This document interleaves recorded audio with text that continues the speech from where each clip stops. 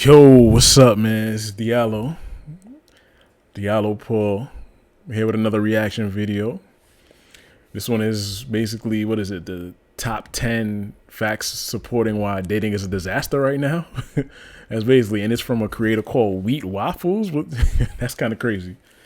Wheat Waffles is crazy. And he's going to be telling us why dating is trash, basically. So don't forget to like, comment, subscribe, and share. Let's run the numbers up and watch my other page, Everything NYC Podcast. Subscribe and watch all the videos. Man. We got a lot going on.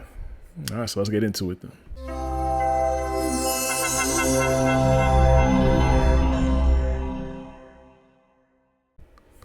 Hello and welcome back to Wheat Waffles. I'll start off by saying this may go on to be one of the most important, if not the most important video I ever make, as I'm going to be giving my rundown of my top 10 data and statistics supporting the black pill.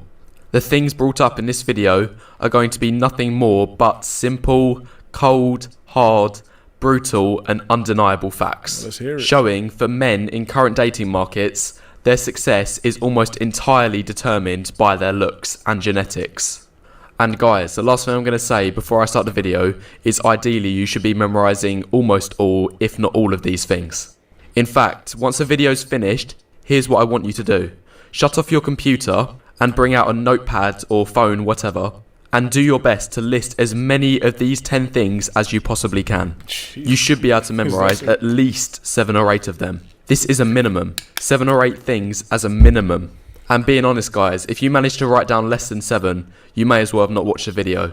These 10 facts are your bread and butter for when it comes to online discussions and debates. If you don't learn these things, don't be surprised when you get destroyed. You need facts to support your argument. Anyway, hope all goes well. Let's get this video started. Number 1. For 18 to 29-year-olds living in Western countries, such as the US, UK, France, Germany, and so on, there are on average 105 men for every 100 women. Okay. Now, a lot of you might be surprised that I had this as my number 1 statistic. But the reason I love this piece of data so much is because it is a direct counter-argument to anyone who still believes in this idea of there's somebody out there for everyone. This data is basically saying that even if we lived in a 100% perfect system, where every man and woman was able to find a partner and they were 100% satisfied with their relationship, even if this was the case, then still, every time there would be a guaranteed 5 men who are left out. And even then, it doesn't stop there, because you've also got to factor in that a large portion of these women aren't going to be the most ideal to date. So maybe they're single mothers, overweight, or maybe they're excluded from the dating market altogether, if they're more career or travel focused. But this is besides the point, because this data assumes that even if the system was perfect, and every match was ideal, then it's still going to leave some men left out of the dating market altogether. And lastly, before I move on to point number 2, if you want to know the reasoning for why this is, and why there are more men than women, is because in tribal times, men were much more likely to die during hunting or fighting other tribes. But by the time men and women reach fertile age, the numbers would usually be balanced out by that point. But obviously now we live in our developed world, there are no longer factors such as the ones I just listed to equalise the numbers. So that's the first statistic. There is a surplus of men, particularly for young age demographics living in the West. Moving on to... Yeah, no, that is true. And then especially if it's, we do outnumber men, we do outnumber the women. And then, you know, there's certain men that women don't even want. So that makes it even lower, you know. Number 2, height disadvantage. So taking a look at this chart, we have male height on the x-axis with the corresponding acceptance rate that women would deem suitable to date. And if we zoom in to a few critical parts of the graph, at 5'6", a man will have a 75% rejection rate based on his height alone. This is excluding other factors. This graph is based solely on height, and it gets even worse at 5'4", where it drops to 90%. This graph shows plain and simply just how significant height is for men when it comes to dating. And in my opinion, these numbers are likely even worse than what they appear. Yeah. Because let's say that we bring 100 women back, and we have this man, he's 5'6". So as already stated, 75 of those 100 will be an instant rejection for this man. But remember, these numbers, these are just the ones who said. These were just the ones who were honest in the survey, saying that they would reject a man at 5'6". What you've also got to take into account is others who lied in order to look good and virtuous. And still, on top of this, you've also got to take into account any others who have a strong disdain or rejection rate for somebody who's 5'6", but would only consider dating him if he's massively making up for his lack of height in other areas, Money. like having Tom Cruise tier, face, status and wealth. But your average 5'6" man isn't realistically going to have these things. So really, the number of actual options that a 5'6" man will have is likely going to be significantly less than what the already shocking data shows. Yeah. So that's number 2 about height. Moving on to number 3. Women, irrespective of their own ethnicity, favour white men when it comes to dating. So in this survey... that's maybe geared to the wheat waffle statistics, bro. Because not every race of woman is going to go directly for a white man. So I'm not too sure about that. But the height thing, yes, I agree 100%. A lot of women are very discriminative against men that are not the ideal height that they want, even though sometimes the ideal height that they want is very unrealistic or low in statistics, like 6'4", 6'3", 6'2". So I do agree with the height one. Women were asked which ethnicity they find the most attractive.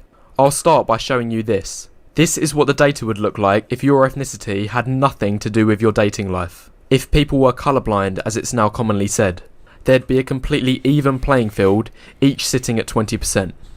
Well, this graph, this is how white women responded. As you can see, the data is now heavily skewed. They in fact favoured their own ethnicity by 86%, with others being preferred for roughly 5%. But I can understand this. I can see why it makes sense that one ethnicity will prefer to date their own. So based off this, you might expect other ethnicities to look something like this. So if you ask black women, they might respond this way, again favouring their own. Same goes for all other ethnicities, you'd expect the same pattern. But in reality, this is what the actual data looks like. Now this might seem a little confusing at first, but we have the female's ethnicity on the left and their preference rate on the bottom, and the bars are colour coded. So if we go back to what white women rated earlier, you'll see on the graph that the orange bar for white men sits at 86%. And now what the shocking thing is, what stands out right away, is there is a hell of a lot of orange on this chart. Yes, it is. Meaning most ethnicities, when it comes to preferences in dating, prefer to date white men. In fact, what's most shocking, in every case except for black women, they had a preference of over 50%, meaning they preferred this ethnicity over all others combined. So there's that statistic. Moving on to number 4.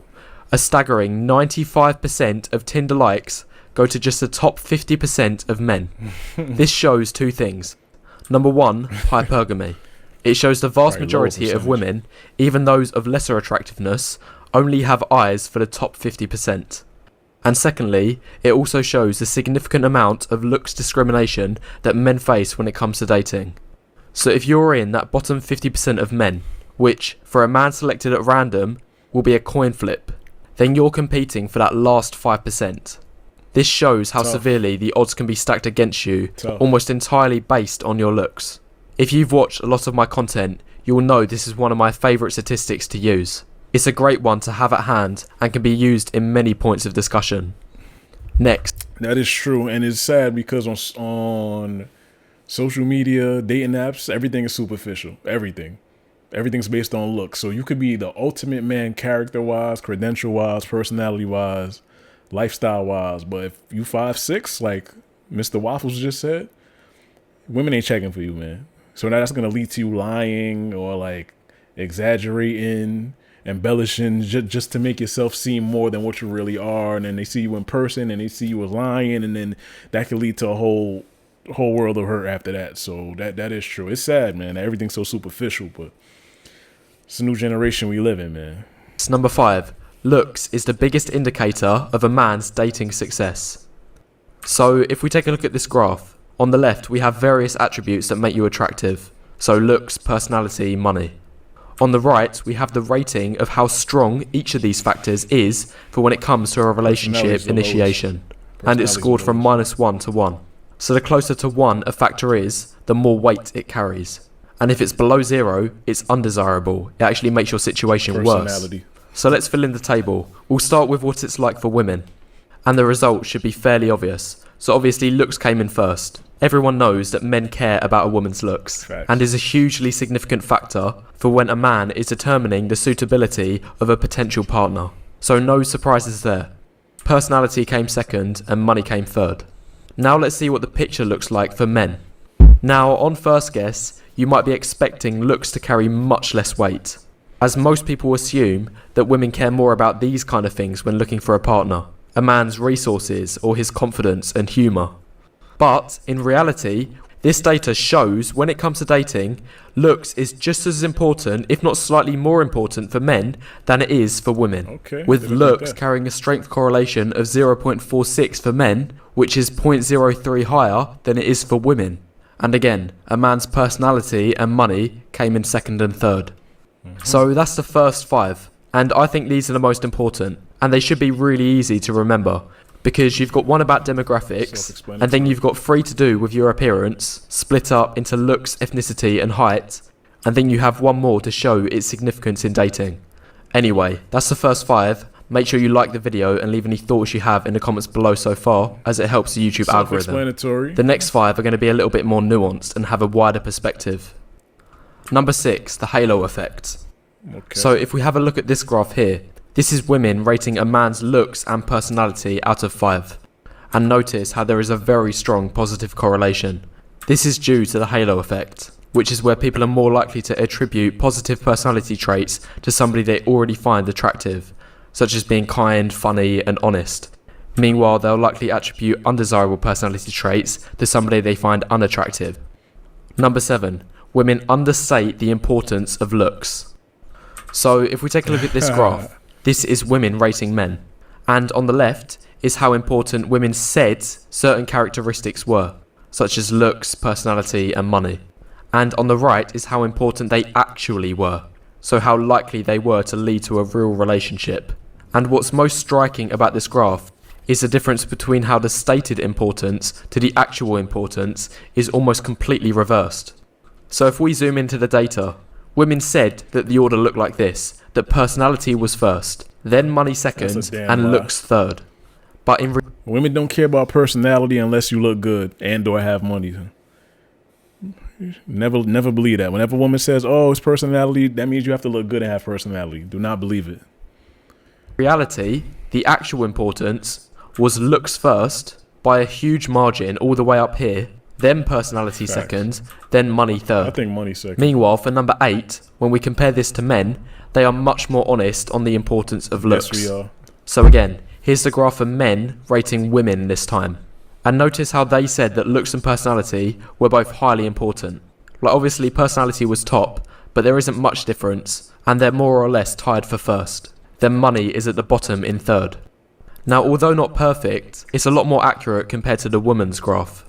So when we put the 2 graphs together, and we focus just on the looks part, it is clear to see that men are much more honest about the importance of looks. So the gradient is 100%. significantly steeper between women's stated importance and the actual importance, while men's is more accurate. Men were more visual, so of course we're going to be more honest and realistic. And this concept is likely why so many men wind up in the friend zone, because they believe and they are told by women that it is their personality that's holding them back. And these men think that they just need more time in order to show their personality to that woman. If a woman don't like you off rip, man, she not going to learn to like you. She has to look at you and immediately want you. You're not going to butter her up or friend your way into the you know what. So don't think, fellas, do not think that you can nice guy your way into some, you know what I'm saying? Like, please, if she don't like you off rip, you're going to stay in the friend zone. Remember that. So that's for men. However, you almost never see this the other way around. Because if a man rejects a woman, the woman most likely knows that it's because of her looks. The world is made openly aware that men care about looks. And the woman will probably know that the man has hotter and more attractive options. Number 9. And these last 2 points are going to be more in respect to the wider world. And how your physical attractiveness affects you even outside of your dating life. And this data is that babies stare at attractive faces for 4 times longer than unattractive faces. So for this study, they held up an attractive face and an unattractive one. And for 80% of the time monitored, the baby stared at the more attractive face. And what I like about this statistic is that it shows the innate and subconscious bias that all people have when it comes to judging people based on their appearance. Because here's the thing, when you think of babies, they are often considered to be completely innocent and lack the cognitive abilities to be prejudiced. But still, the evidence shows that the preference for attractiveness happens subconsciously. People are less likely to want to be around you, be friends with you, do favours for you if you're less attractive. Your attractiveness affects you so much more than just your dating life.